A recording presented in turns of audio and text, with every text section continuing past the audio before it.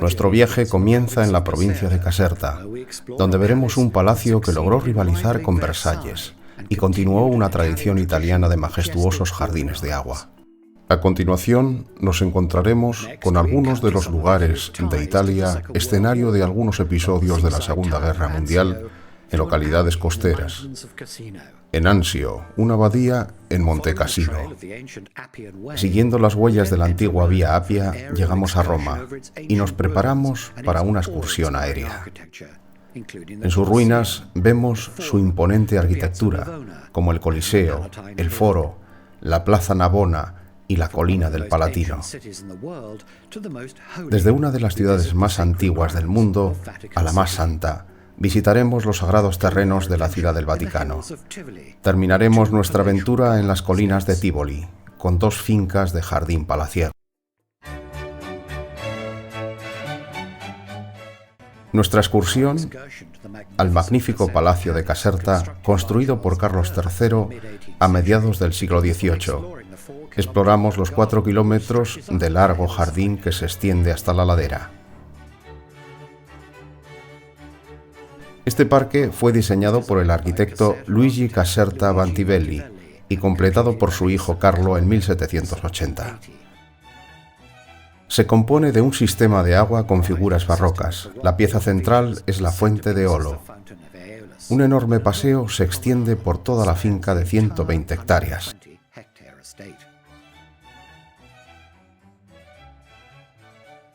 Justo al lado y hacia el extremo superior encontramos el jardín inglés, diseñado en 1782 en estilo inglés, y fue una reacción a los jardines italianos de la época.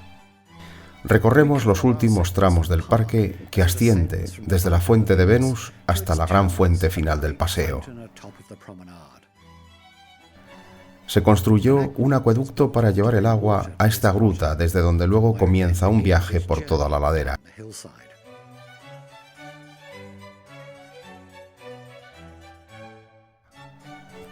El acueducto tiene una longitud de 38 kilómetros y llega hasta aquí tras atravesar 5 montañas, aportando el agua necesaria para mantener las cascadas y otras características en pleno funcionamiento. El agua en la primera cascada cae desde 150 metros hasta la adornada fuente. Aquí encontramos las esculturas en forma de fuente de Diana y a la izquierda Acteón, que representa al héroe transformado en ciervo y los lobos preparados para despedazarlo, escena que produce una gran pena en Diana mientras se baña.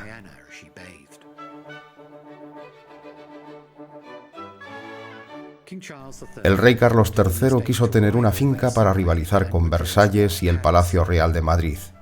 Pese a que nunca residió en Caserta, fue el resultado de una visión que se considera un centro del patrimonio mundial y considerado el Canto del Cisne, el espectacular arte barroco.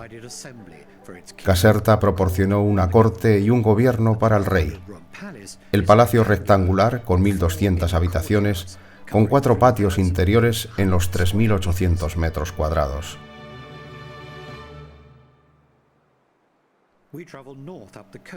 Viajamos al norte, hasta la costa de la localidad pesquera de Anzio. Situado en la costa de Lacchio, el puerto fue lugar de vital importancia durante la Segunda Guerra Mundial para un ataque aliado. El plan fue tomar Roma a solo 56 kilómetros al norte para ser liberada de las fuerzas alemanas. La batalla que se planteó dejó Anzio en ruinas. Después de la guerra, la mayor parte de la ciudad fue reconstruida de tal manera que mantiene su carácter de pueblo pesquero. Apartado de la costa, en la cercana localidad de Nettuno, está el doloroso memorial de la escala de los combates que tuvieron lugar entre 1943 y 1944. Este es el cementerio americano Sicilia-Roma. Rica en arte y arquitectura, este vasto monumento de la Segunda Guerra Mundial cubre más de 30 hectáreas. Cerca de 7.900 soldados estadounidenses caídos están enterrados aquí entre hileras de pinos romanos. La mayoría de las víctimas se mantuvieron durante la liberación de Sicilia en 1943, mientras que otros soldados murieron en los desembarcos de Salerno y Anzio y en los intensos combates hacia el norte.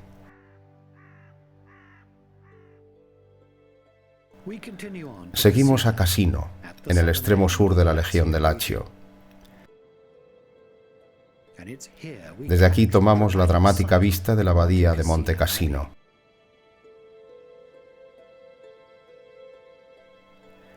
Desde sus inicios en el siglo VI ha sufrido terribles infortunios en repetidas ocasiones, atacado, saqueado o arruinado por un desastre natural.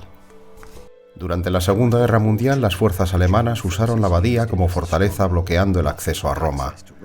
La aviación americana llevó ataques aéreos hasta destruirla totalmente en 1944, ayudada por las tropas aliadas en la campaña italiana.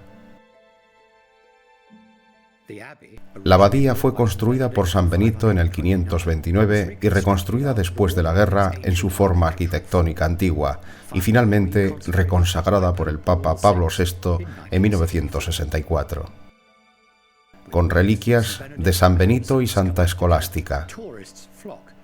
Los turistas acuden al monasterio para admirar su importancia histórica y atractiva arquitectura.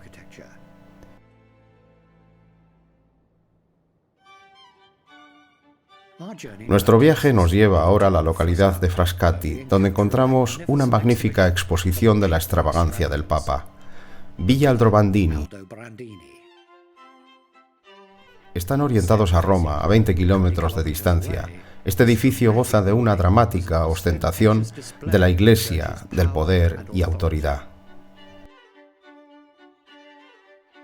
En 1600 el Papa Clemente VIII, un miembro de la familia Aldobrandini, adquirió este sitio con el fin de regalar la propiedad a su sobrino, el cardenal.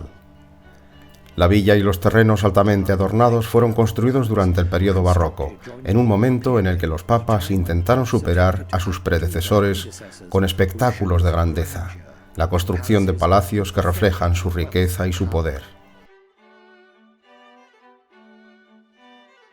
Esta finca tuvo una función ceremonial para los Aldobrandini y fue utilizada como residencia familiar. Durante la Segunda Guerra Mundial tuvo un daño significativo después del bombardeo que destruyó más de la mitad de la ciudad. Hoy sigue siendo una joya arquitectónica por su importancia histórica y cultural. La Vía Apia fue una vez el camino más estratégico de la antigua Roma y también el sitio de la crucifixión del gladiador Espartaco, cuyo levantamiento de esclavos terminó en esta ruta que nos lleva a la ciudad eterna, capital del antiguo imperio de Roma.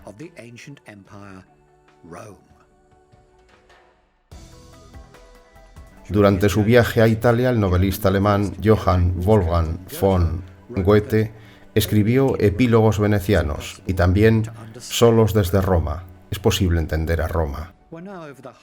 Sobrevolamos ahora el corazón de la capital italiana y el río Tíber, que discurre sinuoso a través de la ciudad y que ha influido en el mundo social y político durante 2500 años.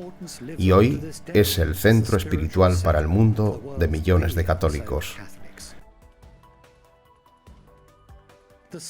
El esplendor de Roma, en cuanto a tesoros antiguos, se pueden ver en casi todos los lugares. Desde la imposición de las columnas de Trajano a los templos de la época republicana, que data de más de 2000 años.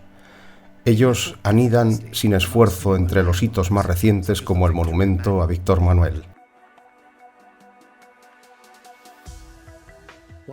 Una de las estructuras mejor conservadas es el grandioso Panteón, el antiguo templo de todos los dioses de la antigua Roma. Cerca está la Plaza Navona. Podría decirse que esta plaza es la más hermosa de Roma.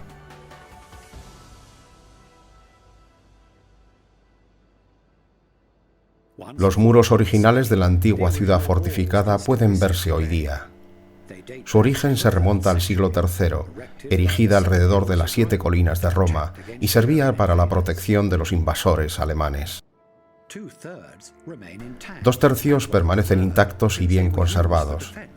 Se utilizaron para la defensa de la ciudad hasta el siglo XIX. Hubo en la antigüedad 18 puertas como esta, conocida como Porta Appia, flanqueado por 2 torres semicirculares que fue renombrada más tarde como Porta de San Sebastiano. El muro incorpora muchas de las estructuras ya existentes, como la pirámide de estilo egipcio, construida en el siglo XII a.C., y como una tumba para Cayo Cestio. Al sureste del barrio antiguo se encuentran las ruinas de ladrillo rojo de las termas de Caracalla. Terminado en el 217 después de Cristo y cubre una superficie de 11 hectáreas.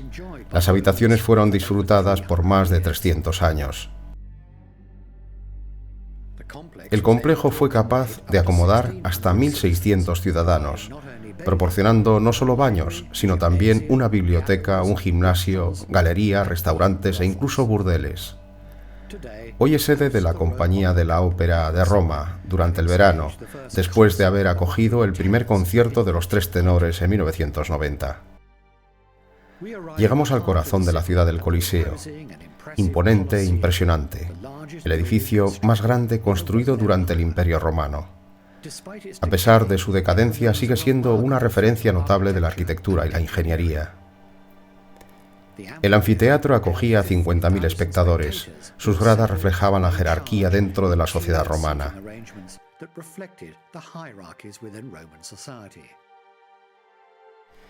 En la parte inferior se sitúan los locales, que acogían los dispositivos mecánicos que hacían que los animales salvajes subieran hasta el centro del escenario. Con objeto de aumentar la expectación, los emperadores organizaban luchas a muerte entre gladiadores y los animales o simplemente entre gladiadores. Estaba construida de hormigón y piedras originalmente. Posteriormente se revistió de mármol en la construcción, al igual que la Basílica de San Pedro, otro de los edificios emblemáticos. Hoy día los visitantes pueden visitar el interior de la arena y recientemente, en 2010, fueron abiertos al público los pasadizos subterráneos.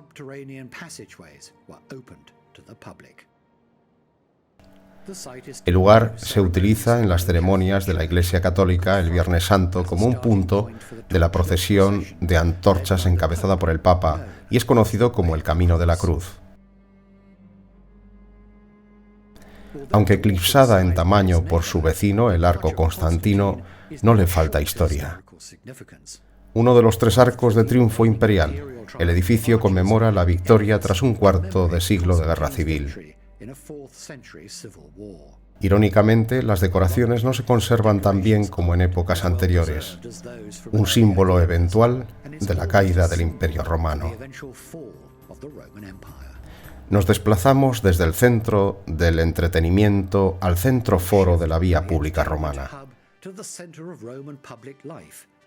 Durante más de 1000 años, esta plaza rectangular organizó elecciones, asambleas del Senado y del triunfo de las procesiones. El complejo de ruinas antiguas incluye edificios gubernamentales, templos, arcos y basílicas, dando una idea a los visitantes de lo que fue el foro y trazado original de la ciudad. Quizá ningún punto de referencia en el foro permanece intacto ni tan bien conservado como el arco del Séptimo. Severus lo erigió en el 203 después de Cristo con el fin de conmemorar la victoria de Partia. Originalmente la estructura tenía un tramo de escaleras que se ejecutaban a través del paso elevado de 12 metros. El arco se convirtió durante la Edad Media en propiedad de la Iglesia, a diferencia de otros monumentos como el Coliseo. Sus piezas fueron protegidas y no se incorporaron a los nuevos edificios. Según la leyenda, la fecha de fundación de Roma es del 753 a.C., cuando 2 hermanos, Rómulo y Remo, se instalaron en este lugar y marcó el comienzo del reino romano. Hoy en día, la colina del palacio es un museo al aire libre que contiene ruinas de grandes edificios imperiales como el Palacio del Séptimo Severo. Durante la época republicana, la parte alta de la colina del Palatino se convirtió en un complejo residencial exclusivo, área de ricos y poderosos con vistas a la ciudad. Augusto, Cicerón y Marco Antonio residieron aquí.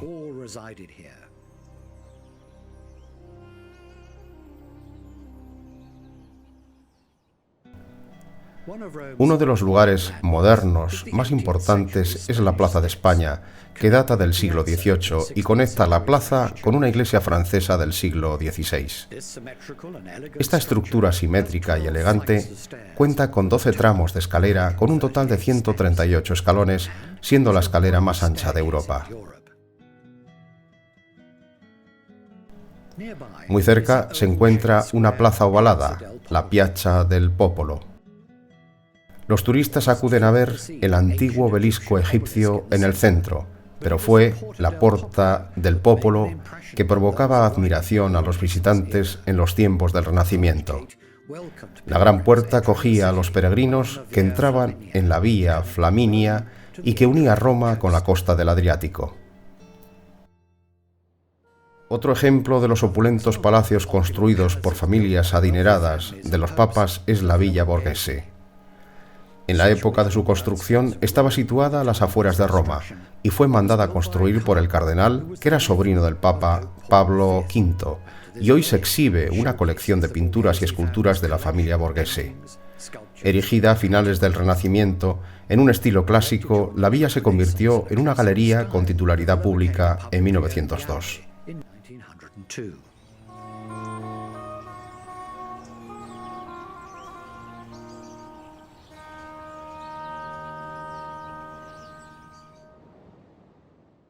En nuestro viaje hacia la Ciudad del Vaticano nos detenemos primero en el Casino de San Angelo, actualmente el Museo Nacional, que una vez fue el refugio para los papas en situaciones de peligro, originalmente un mausoleo. El castillo fue fortificado y se incorpora a la muralla aureliana, de esta manera transformada en una fortaleza papal y a la vez residencia de lujo. Ocupando menos de medio kilómetro cuadrado, completamente rodeado por Roma, está la Ciudad del Vaticano, el país más pequeño del mundo. La Basílica de San Pedro fue construida en una colina del Vaticano como un santuario dedicado a San Pedro, uno de los 12 apóstoles considerado el primer papa.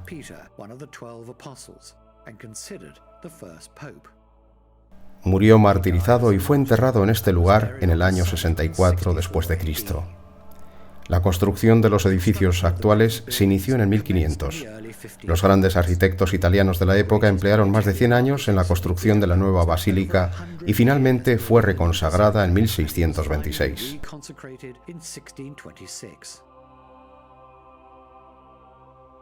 Aunque millones de personas acuden a la Ciudad del Vaticano cada año, solamente viven 800 personas. Posiblemente la mejor panorama de la ciudad eterna se puede contemplar desde la linterna gigante que tapa los óculos justo encima de la bóveda de la crucería de la Basílica de San Pedro, una colaboración magistral entre Bramante y Miguel Ángel. La enorme cúpula tiene un diámetro de 42 metros y se apoya sobre 4 pilares enormes que se apoyan a su vez en un tambor cilíndrico que cuenta con 16 ventanas. A una altura de 136 metros, esta cúpula es la más alta del mundo. Tal estructura magnífica e imponente como San Pedro no estaría completa sin una explanada grandiosa para dar la bienvenida a los numerosos visitantes. La plaza fue diseñada en un estilo barroco por Bernini en el siglo XVII. El circo elíptico, que se inclina hacia el obelisco egipcio en su centro, está rodeado por unas columnas masivas que simbolizan la iglesia con los brazos extendidos a los comulgantes. Bernini también esculpió las 140 estatuas de santos que descansan en la parte superior de las barandillas de cada columna. El historiador Bannister Fletcher se refirió a la plaza como la más grande de todos los atrios y la iglesia más grande de toda la cristiandad. Mientras nos preparamos para salir de Roma, capturamos otra imagen fantástica para ver la ciudad en la forma que se vería desde un globo de aire caliente, desde 500 metros de altura por encima de los jardines Borghese. Esta vista es la última mirada de la capital italiana, a medida que continuamos hacia el este, en las colinas hacia Tívoli. Nos tomamos un pequeño desvío al sureste de Roma a una gruta sagrada en las colinas de Subiaco. Construida en la roca del Monte Taleo, en este monasterio de piedra marrón que consagra la cueva considerada el Sacro Especo, donde San Benito vivió como ermitaño durante más de 3 años antes de organizar la primera comunidad monástica a pocos kilómetros de aquí. La mayoría de los monasterios y edificios de estilo gótico se construyeron en el siglo XIII y XIV.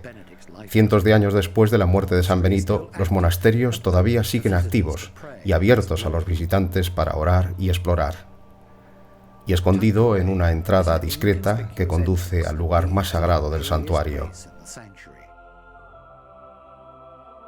Este es el portal de la capilla que contiene la cueva sagrada de San Benito, donde pasó su tiempo de ermitaño en el año 500 después de Cristo. Benedicto, junto con su hermana gemela escolástica, residieron en el valle y durante 20 años fundaron monasterios y conventos antes de trasladarse a Monte Cassino para pasar otras 2 décadas en servicio.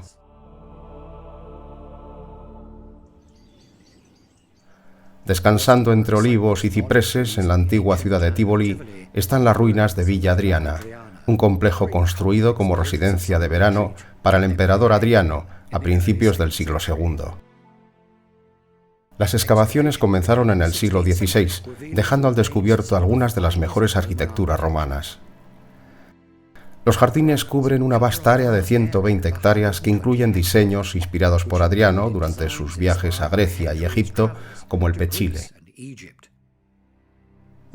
Esta plaza, con un estanque central, inspirado en la emblemática Atenas Stoa Poikile. En total, más de 30 edificios, incluyendo palacios, baños, un teatro, templos, bibliotecas y los espacios habituales. La creación más ambiciosa fue el Canopus, un santuario del dios Enapis a lo largo del Nilo, cerca del delta de Alejandría. Los diseñadores hicieron un canal a mano de 100 metros de largo, además de una gruta artificial llamada Seprapeum.